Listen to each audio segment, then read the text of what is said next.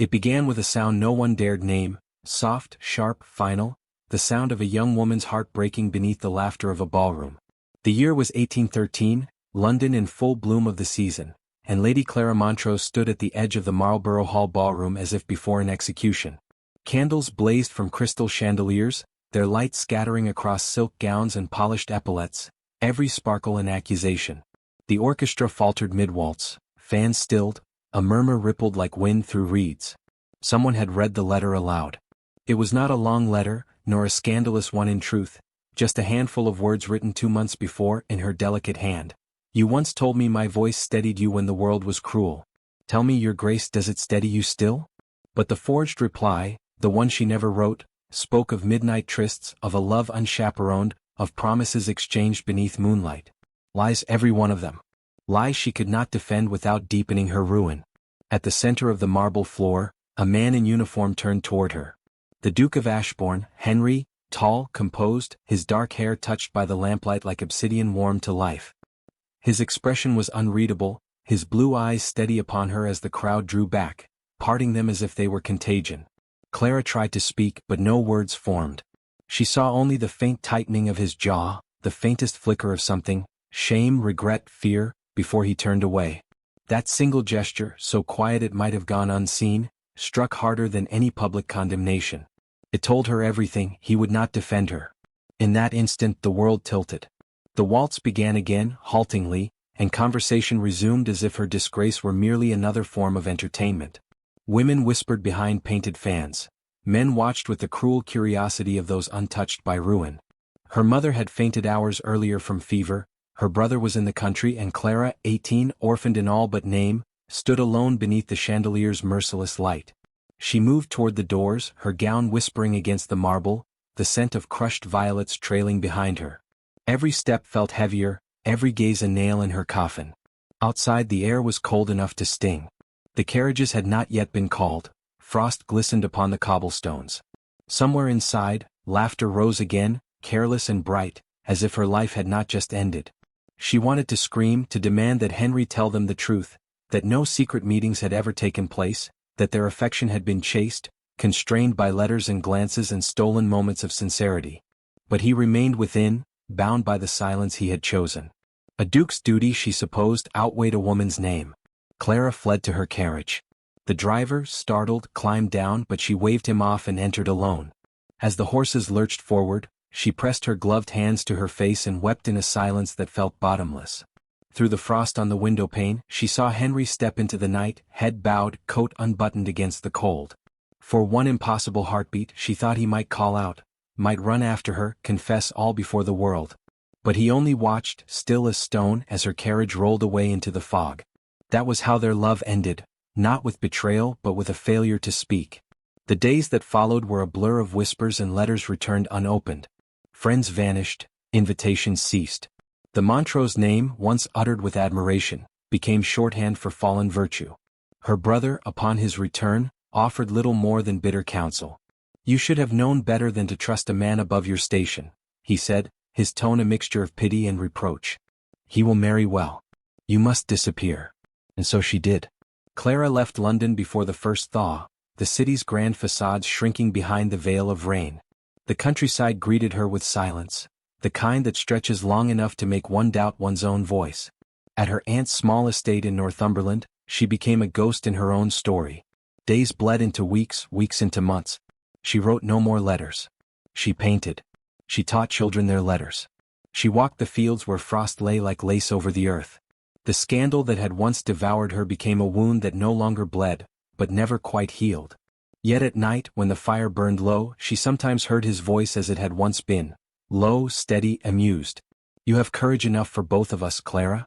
The memory of those words kept her heart half alive, beating in time with a love she could neither forget nor forgive. 2 years passed. The war on the continent ended. England cheered its heroes.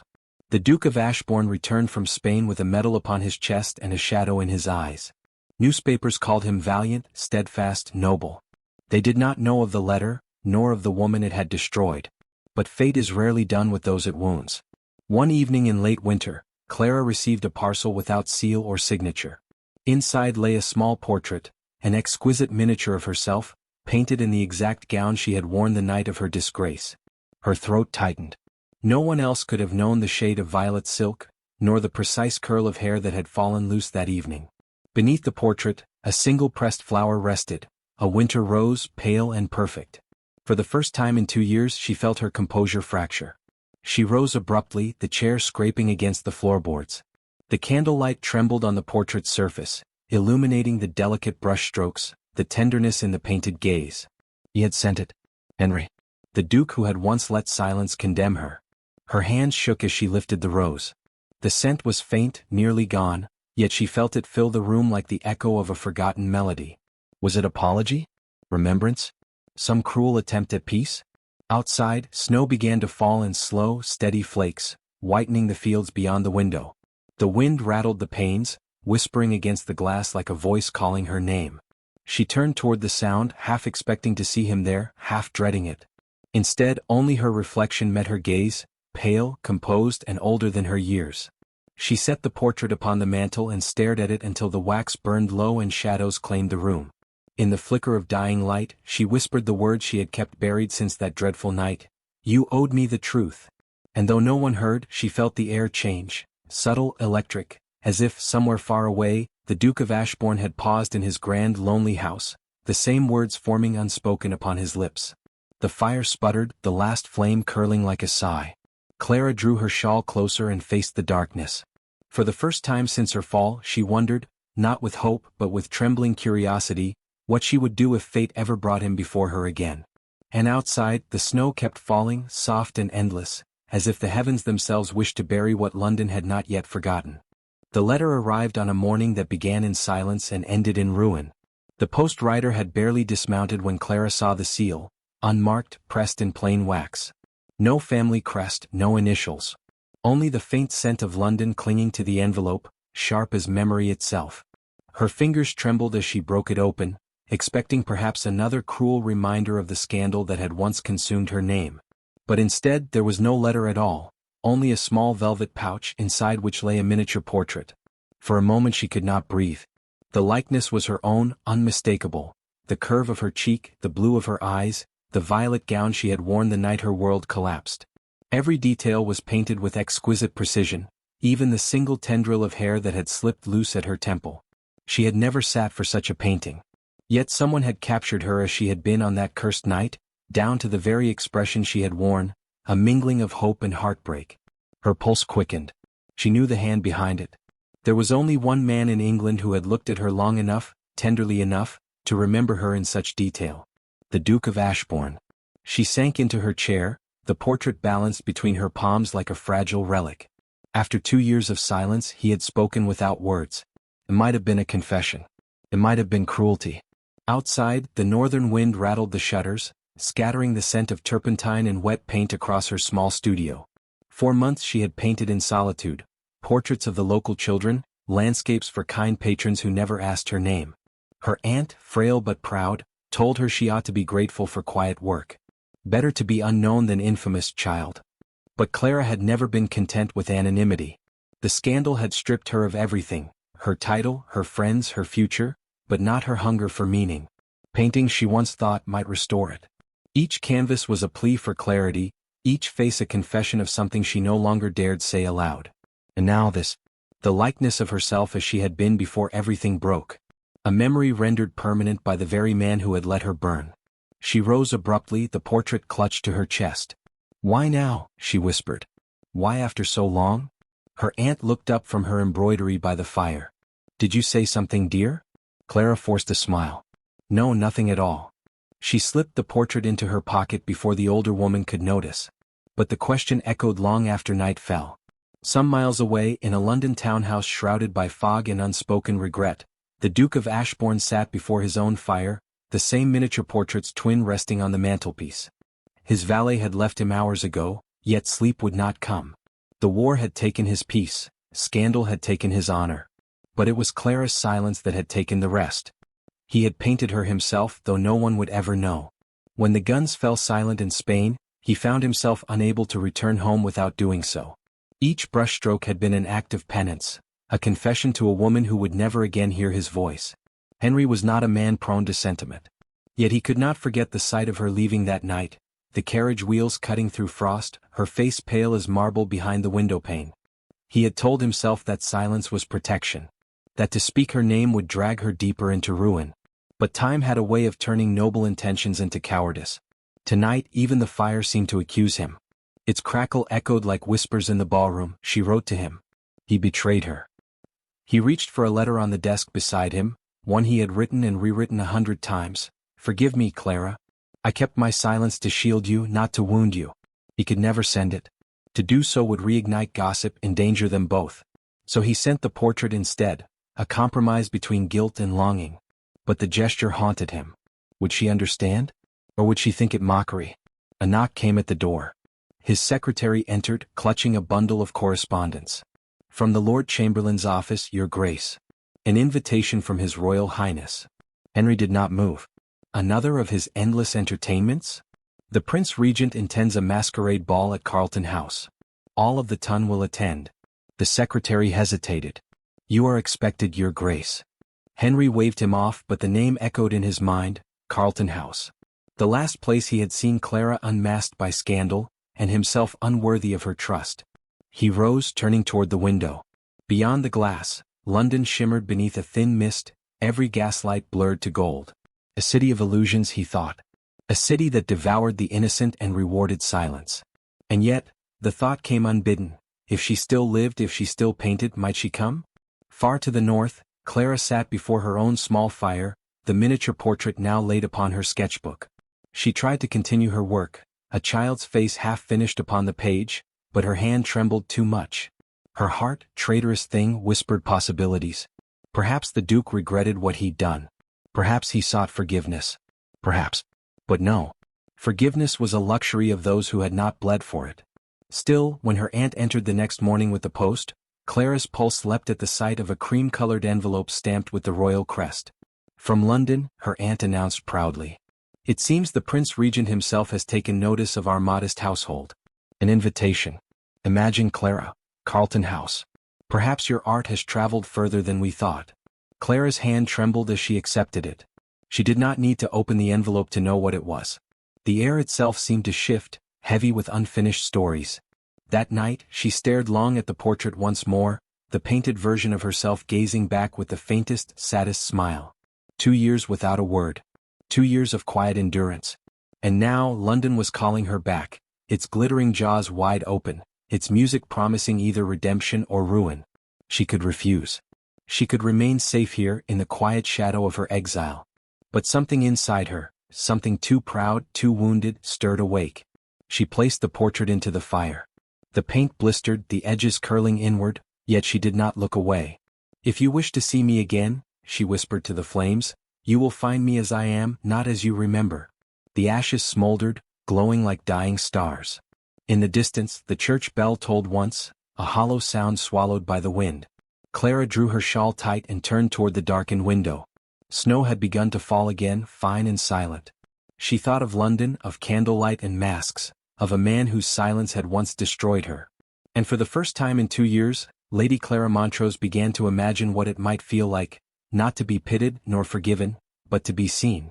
Somewhere miles away, the Duke of Ashbourne stared into the same storm, unaware that fate had just chosen the hour of their reckoning. It began with a lie, the kind spoken not aloud, but in the quiet place between two glances. Clara Montrose had not meant to deceive anyone when she stepped into Carlton House that winter night. Her mask of silver lace was meant only for anonymity, yet it felt like armor. Beneath its delicate shimmer, she was not the woman London had mocked 2 years ago. She was someone new, someone who had survived shame, hunger, and the slow ache of remembering a man who had once sworn to protect her and instead watched her fall. The ballroom was a vision of opulence, gold and glass, and the hum of strings echoing like the pulse of the city itself. The Prince Regent's guests glittered beneath chandeliers, their laughter sharp enough to draw blood. The air was perfumed with violets and vanity. Clara, standing at the edge of the throng, felt both invisible and exposed. She had come for no reason she could name. Curiosity, perhaps. Defiance. The faint hope that she might look her past in the face and find it powerless. And yet as she moved through the crowd, her heart betrayed her with its traitorous rhythm. Then she saw him. The Duke of Ashbourne stood across the ballroom, unmasked. He wore black, always black, and the candlelight caught in the dark wave of his hair, in the line of his shoulders, in the restrained poise of a man who had forgotten what it was to rest. Time had carved him into something sharper, colder. His smile, when it came, was a weapon forged from habit. He did not see her. Not yet. But she could not look away. The orchestra struck up a waltz and the guests formed their pairs. The dance floor glittered with movement, the swirl of satin and light. Clara turned to retreat, but a familiar voice stopped her. "May I have the honor, my lady?" She froze. His voice had changed, deeper, roughened by distance and something heavier. When she turned, he was there, bowing with the politeness of a stranger. He did not know her. Or perhaps he did and could not yet admit it. She lowered her eyes, heart pounding. "If you wish it, sir." His hand found hers, warm, steady, and the contact sent a shock through her chest. The music rose and they moved together into the waltz, her steps measured, his certain. Around them, the world blurred into color and motion. Their silence was its own language, heavy with memory. When he finally spoke, his tone was calm, almost detached. "You dance well, madam. Have we met before?" The lie hovered on her lips. "I think not, your grace." He studied her face, or what he could see of it. "Strange. You remind me of someone I once wronged." Her breath caught. "Then perhaps I should pity her." He smiled faintly, though sorrow lingered behind it. "I think she would despise my pity." The music shifted, the room spun. For one dizzying moment, Clara felt the years dissolve. The scandal, the silence, the bitterness. It was all there, alive between them. And yet, for the length of that dance, she could almost believe they had never been apart. When the waltz ended, he bowed once more. "Thank you, madam," he murmured, his voice quiet as confession. She curtsied, unable to reply. Then, before he could speak again, she slipped away into the crowd, her pulse hammering like thunder. She wandered into the adjoining gallery, a quieter place, where portraits of long-dead monarchs stared down from their gilded frames. The hush was almost holy. She leaned against the marble column, drawing breath she did not trust herself to hold. How absurd, she thought, to feel this undone by a dance. She had come here to face him, not to feel again. Yet the weight of his hand on hers lingered like a promise. Behind her, footsteps approached. Clara. Her name, spoken low, rough, and unmistakable. She turned slowly. The Duke stood in the doorway, his expression stripped of pretense. "So you did recognize me," she said. "I knew the moment I touched your hand." His voice trembled at the edges, a sound of both relief and regret. "I thought I'd imagined you. 2 years without a word and then, this." She met his gaze, steady and unflinching. 2 years of silence, your grace."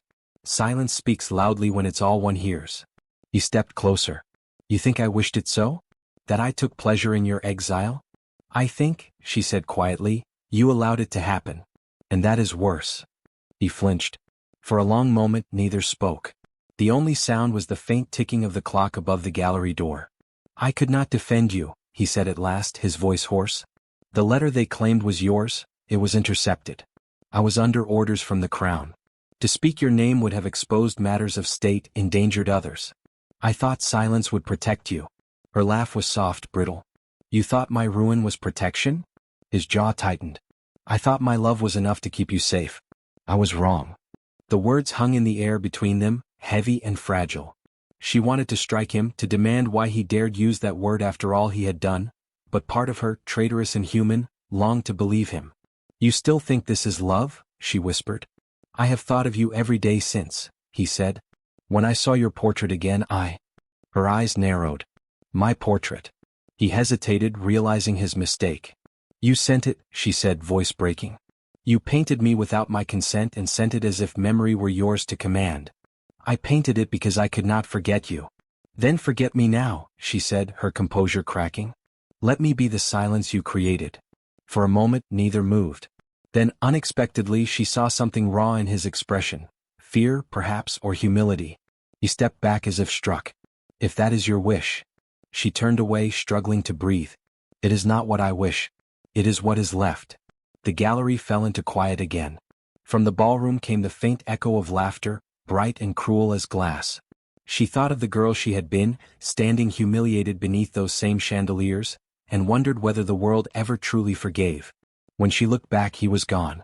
Only his scent remained, cedar, smoke, memory. Clara pressed her palms against the cold marble and closed her eyes. She should leave. She should flee before he found her again. And yet, as the wind howled against the windows and the first flakes of snow began to fall beyond the glass, she felt something shift, an ache deeper than anger, older than pride. Perhaps the tragedy was not that he had let her fall, but that she still cared he hadn't caught her. A door opened somewhere down the hall, and a servant's voice announced that the weather had turned severe. No guest would leave Carlton House until morning. Clara drew a breath that trembled. Fate, it seemed, had no mercy for those who sought distance. Somewhere behind her, footsteps echoed once more. This time she did not turn. The ballroom was in ruins before the music stopped. A chandelier, cracked by the frost that had crept through the ceilings overnight, fell in a burst of shattered crystal and flame. Screams tore through the air. In an instant, the Duke of Ashbourne was no longer a figure of composed dignity but a man possessed. "Clara," he called out above the chaos, his voice hoarse with panic. The sound cut through the wails and the crash of falling glass like a bell tolling through smoke. He shoved past startled guests, his coat scorched at the sleeve as candelabras toppled and tables splintered. For one moment he thought he had lost her again. She stood near the edge of the grand staircase, her gown dusted with ash, her eyes wide but unflinching. The Duke reached her in 3 strides, his gloved hands trembling as he took her arm. "You should not be here," he said, but his voice cracked halfway through, betraying the truth, that it was he who could not bear her absence. "The roof," she whispered. "They said it might give way, there are still guests upstairs." He hesitated. Duty or love? The cruel question every man of title faced in the end. He looked once into her eyes, the soft gray of dawn over a frozen lake, and knew he could not lose her a second time. "Then we go together," he said. They ascended through smoke and falling plaster, their hands never parting. Somewhere behind them, a violinist was still playing, madly, beautifully, as if music could defy ruin. They found the last of the guests huddled beneath a broken beam, and Clara knelt beside a weeping maid, pressing her own shawl into the girl's shaking hands. The Duke lifted the debris with a grunt, his breath visible in the cold air. When they emerged at last into the corridor, the storm outside howled its applause, wild, merciless, and strangely fitting. Only when the blaze was extinguished and the guests carried to safety did silence fall again over Carlton House. The Duke stood by the shattered windows, his face half lit by the pale moon. His hand was bleeding, a shard of crystal still embedded in the skin. Clara noticed first. Without a word, she took his hand, her touch light as snow. "You are hurt," she murmured. "I am alive," he replied, though his gaze was fixed on her face, not the wound. The moment stretched, 2 souls bound by chaos, trembling under its echo. When she finally drew back, the distance between them felt unbearable. "You mustn't look at me so," she said quietly. "How else can I?" His voice was low, the restraint within it quivering like a drawn bow. "You have haunted every year of my life since you left, Clara. I swore to hate you, to forget you, but God help me, I never could." She turned away, her composure fracturing like thin ice. "You should not say such things. You know what the world believes of me." "I know only what I once believed of you," he said. "And that I regret." She closed her eyes. "Then let regret be enough. You are a duke. I am a shadow in silk. There is nothing left for us but memory." He stepped closer, so near she could feel the warmth of his breath against her temple. "Then let memory burn," he whispered. Her breath caught, but before she could answer, footsteps echoed through the hall. Lord Selby, that hawk-eyed court gossip, emerged from the darkness with a smirk. "How touching," he drawled. "London shall adore this tale, a duke and his fallen dove beneath the ashes." The Duke turned, eyes blazing. "Leave." But Selby only bowed mockingly. "Too late for that, your grace. The night is already whispering." And with a cruel smile, he disappeared into the corridor. Clara exhaled a trembling sigh. "Do you see now? Even the walls have ears. Whatever this was, whatever it almost became, it ends tonight." He looked at her as if she'd struck him. "You would let him speak for you? Let his venom decide what truth survives." She did not answer. Her silence was the gentlest cruelty.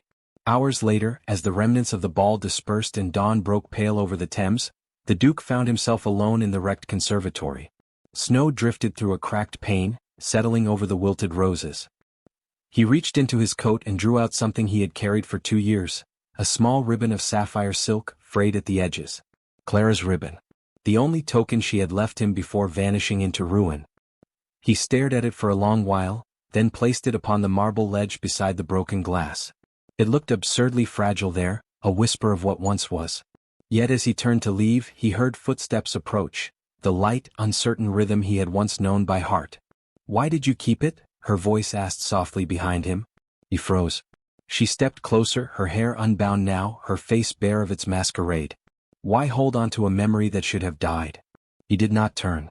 "Because it was the only proof that you were real," he said. "That I had not imagined you in a world too cruel for gentleness." She moved until she stood beside him. The ribbon lay between them, the past made visible. "Then let me give you truth in its place," she said. "I left because I had no choice. My father owed debts he could not pay, debts that would have dragged your name into disgrace.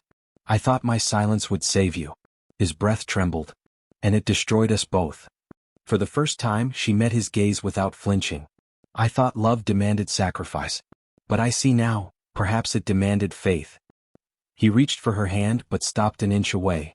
"Do not vanish again, Clara. I cannot survive it twice." The air between them pulsed with unsaid words, the dawn's light trembling on her skin like something sacred. But before she could answer, a messenger appeared at the broken doorway, pale and breathless. "Your Grace, urgent news from Parliament. The Montrose estate, it's been seized." Clara's face blanched.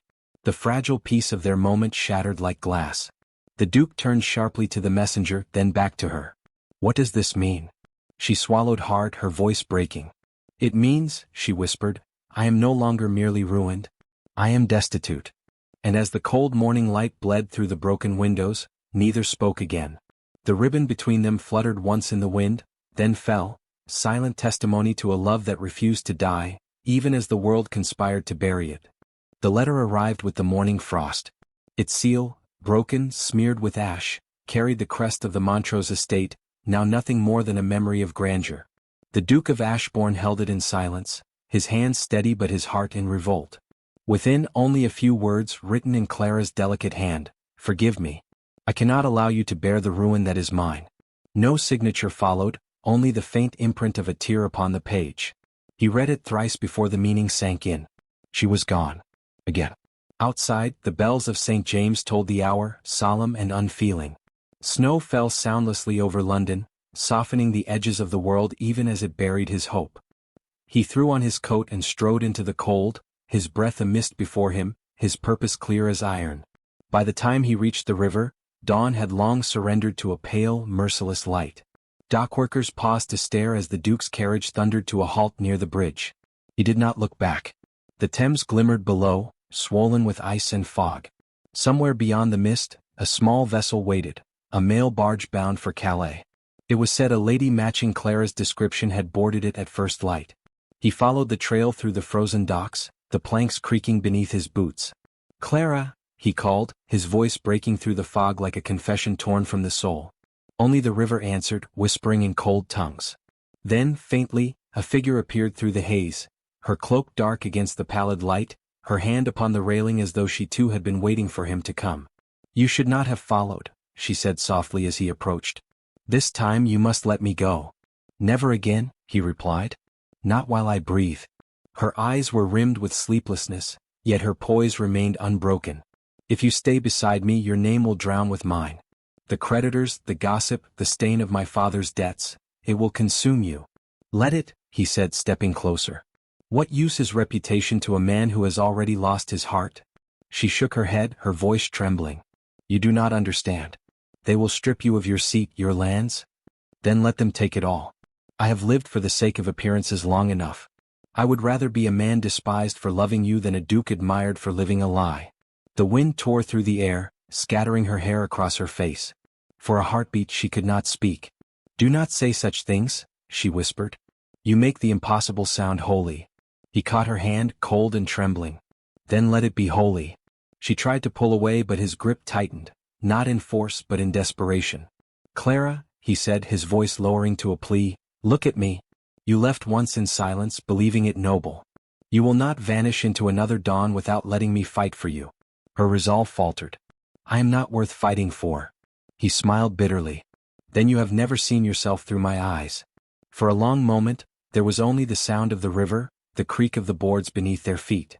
Then slowly she lifted her face to his, the same face he had carried through sleepless years, through war and winter and every waltz that meant nothing without her. "I am tired, Edward," she said at last, the name breaking from her lips like a prayer long withheld. "Tired of running, of pretending that dignity is worth the cost of joy." "Then stop pretending," he whispered. "Stay." Her tears came quietly, fragile and unguarded. "If I stay," she murmured, "it will not be as the lady you once courted, but as the woman I have become, tainted, worn, unworthy of your title." He cupped her face in his hands, his touch reverent. "Then you are perfect." The barge whistle blew, a shrill, final sound that split the morning. Passengers began to board, cloaks billowing like ghosts. Clara looked toward the gangway, then back to him. "They will not stop the boat twice," she said faintly. "Then I will stop the world." And before she could protest, he pulled her into his arms, his lips finding hers in a kiss that carried 2 years of silence, anguish and unspoken devotion. Around them, the wind roared, the river surged, and for that single breath of eternity, they existed beyond scandal, beyond duty, two souls defying the weight of history. When they parted, both were trembling. "I cannot do this to you," she whispered. "You already have," he said with a broken smile. "And I thank God for it." The gangway was lifting now, the last call echoed through the fog. She looked once more toward the ship, then stepped back from it. "Then let the world bear witness," she said softly, her decision sealed. But fate, ever cruel, was not yet finished with them. A messenger galloped down the embankment, his voice hoarse from shouting. "Your Grace. Urgent orders from Parliament. The Montrose name has been cleared, your father-in-law's debts proven false. The Crown has restored the estates." The Duke froze, the words barely reaching him through the storm of emotion. Clara's eyes widened in disbelief. "Cleared?" The messenger nodded, breathless. A forged signature revealed. The culprits confessed. For a moment, the world itself seemed to hold its breath. Clara's lips parted, but no sound came. All her years of shame, of exile, dissolved with the wind. The weight of ruin that had driven her from him, gone. He took her hands again, his voice unsteady. "Then there is nothing left to part us." She could only nod, the tears falling freely now, not of sorrow but release. Yet even as joy trembled between them, thunder cracked overhead, sharp, final. The ice along the river groaned, splintered. A wave of frigid water surged over the bank, striking the dock with sudden violence. The barge lurched, ropes snapping. "Edward!" she cried as the current pulled at her skirts. He caught her, his arms around her waist, holding fast. The water churned around them, cold and merciless. "I have you," he said through clenched teeth. "I will never let you go." The storm subsided as swiftly as it had come, leaving only silence and shivering breath. When he finally drew her close once more, she pressed her forehead against his chest and whispered, "Then let this be the last time the world decides for us."